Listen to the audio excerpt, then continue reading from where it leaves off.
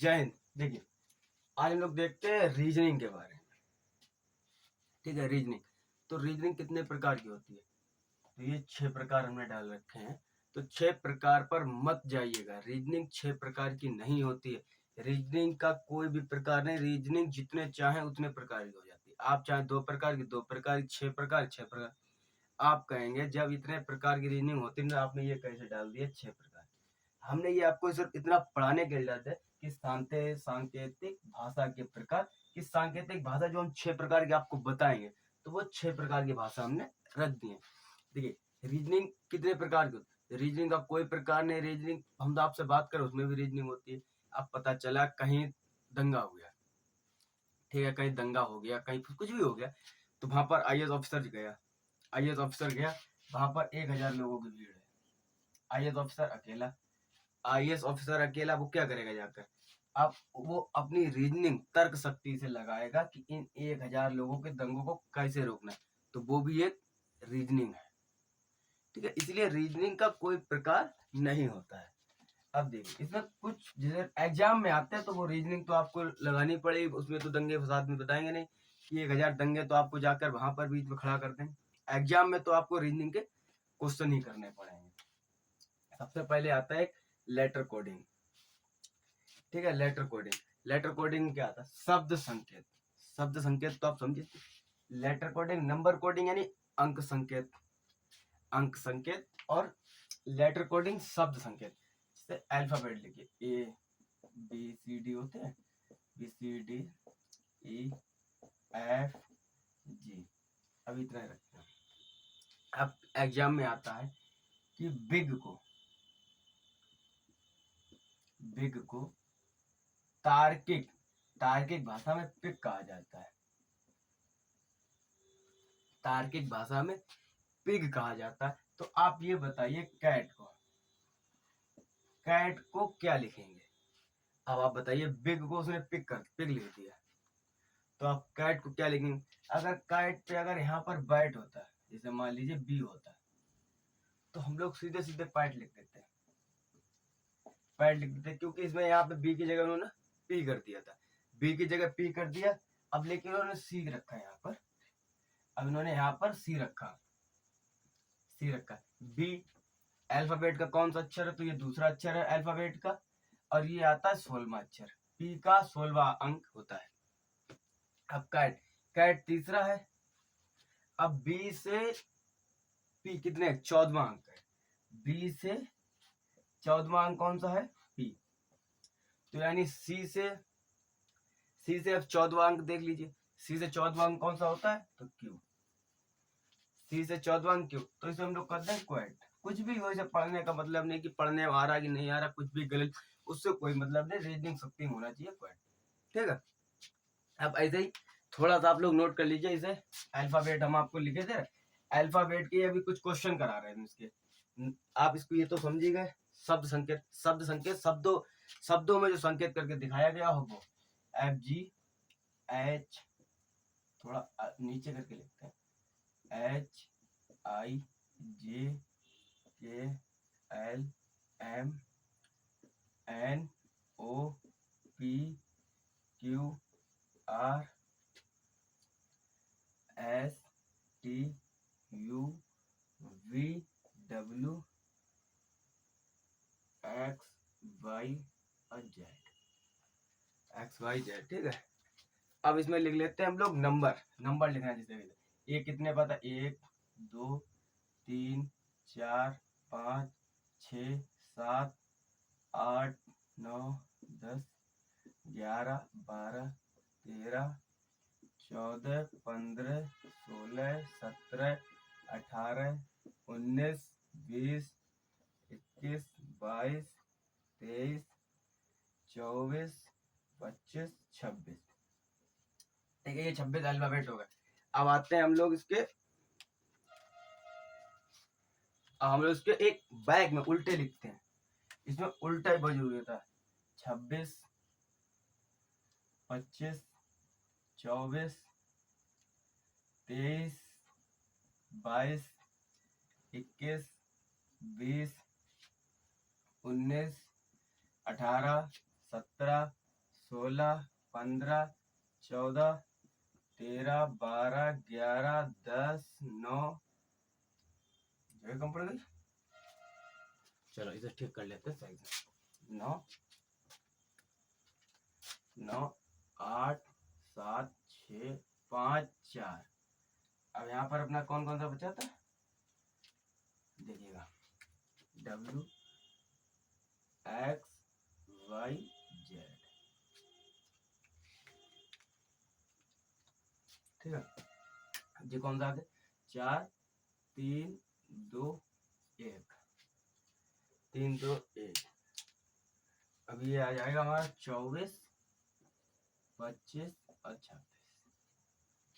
अब आप लोग एक इसका स्क्रीनशॉट ले लीजिए, स्क्रीनशॉट ले लीजिए, फिर इसके क्वेश्चन लगवाते हैं, इसी से देखकर इसमें क्वेश्चन लगे। स्क्रीनशॉट लीजिए आप इसका, ये नोट है, इसे ध्यान में रखते हुए इसे कीजिए। देखिएगा MYSTIFY को क्या लिखा इन्होंने NZTUJJJ। ठीक है, एक कूट भाषा में इसको ये लिखा जाता है। तो नेमसिस को कूट भाषा में इसी भाषा में क्या कैसे लिखेंगे आप ध्यान दीजिएगा। देखिए एम क्या लिखा जाए, यहाँ उतार लीजिए MYSTIFY उतार लिया। अब इसके नीचे का ये उतारिए, एम के बाद क्या आता है, एम के बाद एम एन +1 हुआ, तो इसमें +1 का निशान दीजिए, +1 कितना हुआ +1 कर देंगे तो क्या हुआ एन। वाई के बाद जेड आता है, +1 जेड दिया है, +1 जेड। एस +1 टी, +1 टी है, बिल्कुल सही आ रहा है टी। देखिएगा टी यू +1 कीजिए यू। आई के बाद क्या दिया जे, HIJ। आई के बाद जे, बिल्कुल सही +1 J. F G +1 Y Z +1 Z. यही निकल के आया NZTUIJ GZ, यही निकल के आ गया। किसमें इसमें +1 मांगा, +1 बड़ा, तो अब इसी भाषा में इसमें क्या लिख लेंगे एम से। अब इसी को यहाँ पे लिख लेंगे, देखिएगा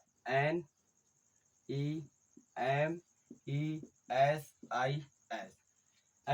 अब देखिए इसी में +1 कर देंगे। एन के बाद क्या आता है O, ई के बाद F, MN, EF, S के बाद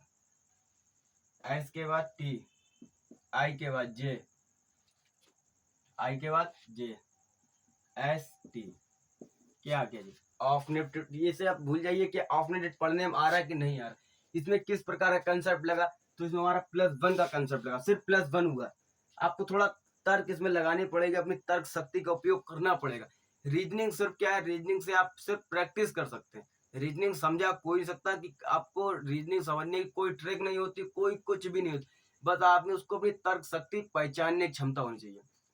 तो बस ये पहचानना, आपको अपनी जितना ज्यादा रिवीजन करें, जितने ज्यादा रीजनिंग क्वेश्चन लगाएंगे, बस उसी में आ जाता है। अब जैसे हमने ये +1 करके लगाया, जब आप एग्जाम में बैठेंगे तो आपको एक बार लगेगा हाँ ये +1 करके तो नहीं है, तो आप +1 करके देखेंगे 3-4 संख्या अगर सेम मिलती जा रही है।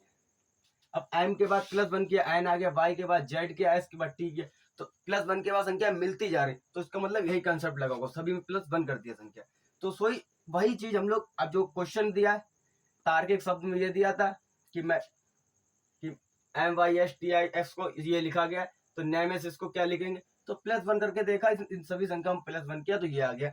तो इसी के जस्ट इसी के कूट भाषा में इसको क्या लिखें, जिस कूट भाषा में इसको लिखा गया, किस कूट भाषा में लिखेगा ये आपको नहीं बताया जाएगा, ये आपको अपने तर्क से लगाना है किस कूट भाषा में हमको ये लिखा हुआ। तो इसी सेम कूट भाषा में हम इसको भी क्या लिख सकते हैं, इसकी कूट भाषा में। तो हमने भी देखा कंसेप्ट में +1 करके आया, हर वर्ड में +1 करके जोड़ के इसको लिख दिया।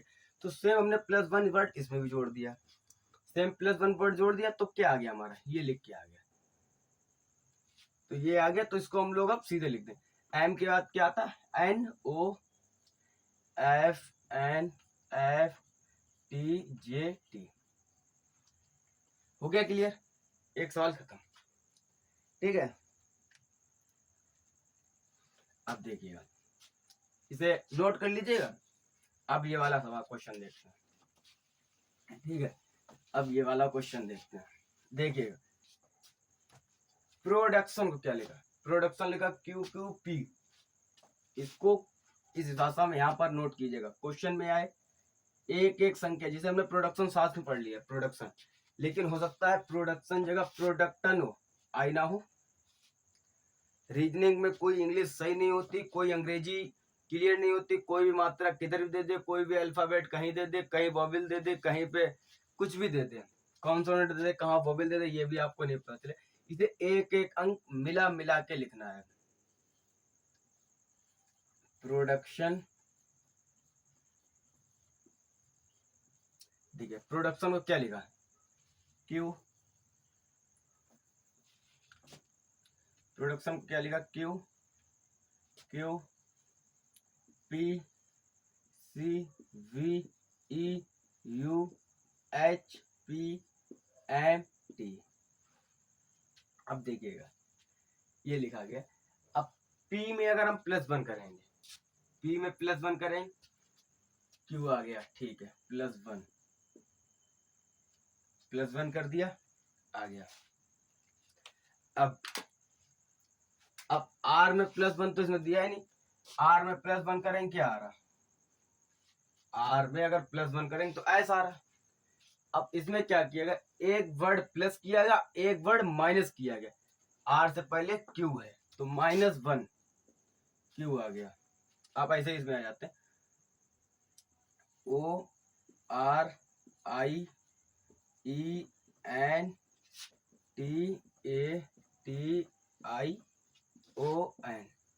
ठीक है, अब देखिए, इसमें -1 कर दिया। अब O के बाद P आता, +1, OP आगे की संख्या दी तो +1 P। अब D, एक में एक संख्या बढ़ाया, एक से घटाया, फिर एक से बढ़ाया, इसमें फिर घटा रहा, देखिए फिर एक घटा रहा, तो -1 कर दिया गया इसमें। UV +1, C को E लिख दिया, C को E लिख दिया, समझ रहे? ना इसने एक घटाया ना एक जोड़ा, इसमें सीधे 2 जोड़ दिए। C के बाद E। देखिए, ये आप जब भी रीजनिंग का क्वेश्चन लगा तो इस चीज को पीछे अपने रफ कॉपी में इसको लिख लें, जिससे देखने में समझने बहुत आराम होती है, जिसे आपको याद कर लेना चाहिए। याद हो जाएंगे तो दिक्कत नहीं होगी, लेकिन फिर भी इसे नोट कर लेंगे तो आराम होगी लगाने में आपको। अब देखिए, C को E लिख दिया, C को E लिखा, कितने 2 अंक बढ़ा दिए, CDE। अब +2 किया इसमें, यहाँ +1 किया, अब यहाँ +2 किया, TU +1, IH -1, OP +1, NM +1, इसमें +1 किया, इसमें घटाया नहीं है, इसमें भी +1, OP +1, NM।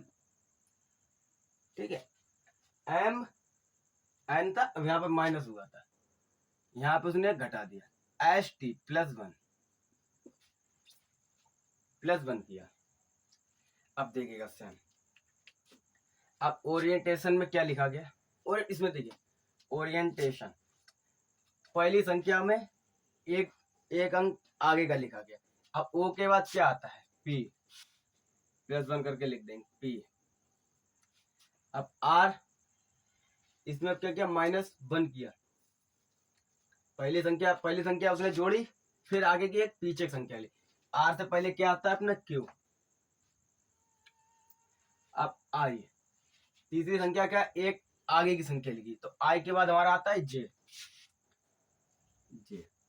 3 संख्या हो गई। अब देखिए, अब इसने चौथी संख्या में एक पीछे की संख्या ली, तो चौथी संख्या कौन सी है हमारी? इससे पहले की संख्या कौन सी है? तो D, तो इसमें लिखेंगे हम लोग D। ठीक है, D। अब देखिए, पांचवी संख्या में एक आगे की संख्या ली, N के बाद क्या आता? O, आगे की संख्या है। ठीक है, 1 2 3 4 5, 1 2 3 4 5। अब देखिए छठी संख्या में इसने प्लस 2 संख्या, 2 आगे की संख्या बढ़ाएंगे 2। अब छठी संख्या हमारी कौन सी, टी, 2 संख्या जोड़ लीजिए, एक यू वी, तो इसमें आ जाएगा हमारा वी। अब आता है सी, सी में अब प्लस 1 किया, एक के अगला क्या होता है, बी, टी। अब टी में इसमें क्या किया, -1 किया था इसमें। अब टी से पहले एक संख्या तो एस, टी से पहले एक संख्या तो एस, आई -1, आई क्या हुआ -1, आई से पहले कौन सी आती है हम लोग, एच। अब ओ से बड़ी संख्या, ओ से बड़ी संख्या पी, एन से पहले एक संख्या एम। ठीक है, ये इसका आंसर क्या हो गया, P Q J D O V B S H P M. अब इसको, इसके जो कूट भाषा में लिखा था, इसी को कूट भाषा में इसको ट्रांसलेट करना था। हमने देखा कि इसमें पहली संख्या एक जोड़ी, फिर एक घटा दी, फिर एक जोड़ी, फिर एक घटाई, फिर एक जोड़ी, फिर जो छठी संख्या थी यानी सेंटर की 3 2 5, 3 2 5, इसमें हमारी कितनी संख्या थी, 1 2 3 4 5 6 7 8 9 10 11 थी। 5 संख्या ये लीजिए, 5 संख्या लीजिए, टी बीच की संख्या, जो सेंटर संख्या थी इसमें इसने 2 संख्या जोड़ी थी बढ़ा के, 2 संख्या एक्स्ट्रा जोड़ी थी, तो इसमें भी हमने 2 संख्या एक्स्ट्रा जोड़ दी। टी के बाद हमने यहाँ पे यू एक संख्या छोड़ के 2 संख्या जोड़ दी थी, वी लिख दी थी। ठीक है, सेम जो कंसेप्ट क्वेश्चन दिया है कि इस कंसेप्ट में इसको किस कूट भाषा में लिखा गया, मतलब किस तर्क में देखकर लिखाया गया, तो इसी तर्क में आपको खुद सोचना है किस तर्क भाषा में लिखना है। तो हम यही बात हमने बताई, रीजनिंग की कोई भी प्रकार नहीं, वो किसी भाषा में लिख सकता है, चाहे वो लिख देता, इसमें जैसे पता चला हमने एक जोड़ जो एक कम ज्यादा करके लिखा, हो सकता है वो इसमें सभी में घटा के लिखवा देता, सभी में -1 की संख्या करके लिखवा देता, ये ऐसे हो सकता इसमें अल्फाबेट उल्टे कर देता, प्रोडक्शन लिखा था, प्रोडक्शन को वो ऐसे भी लिख सकता था, SNOT IT वाला, मतलब इसका जस्ट उल्टा लिख सकता था, कुछ भी लिख सकता है। आपका सिर्फ इसमें रीजनिंग है, जितने ज्यादा आप इसको लिखेंगे, समझेंगे, जितने ज्यादा इसकी प्रैक्टिस करें उतने ही ज्यादा समझ में आएंगे। चलिए आप आज इस 2 क्वेश्चन को नोट कर लीजिए, फिर अगली वीडियो में आपको इसके क्वेश्चन 10 कम से कम 10 क्वेश्चन एक वीडियो में कराएंगे, 10 क्वेश्चन कम से कम एक वीडियो में कराएंगे, इसकी कल ही वीडियो में दे देंगे, जस्ट कल दे देंगे। और पिछली वीडियो में हमारी है संविधान की पॉलिटी की वीडियो है, काफी संविधान की है, पॉलिटी की है, काफी वीडियो, आप लोग उसे भी देखिएगा। जीएस की वीडियो, रीजनिंग की क्लास हमने आपको बताया था, रीजनिंग की मेरी पहली क्लास शुरू हुई है आज से, अब रीजनिंग की साथ साथ में आएगी। तो ठीक, आज के लिए इतना ही, जय हिंद। अगली वीडियो में जरूर देखिएगा इसको, आगे क्वेश्चन वो सबसे इंपॉर्टेंट आते हैं। ठीक।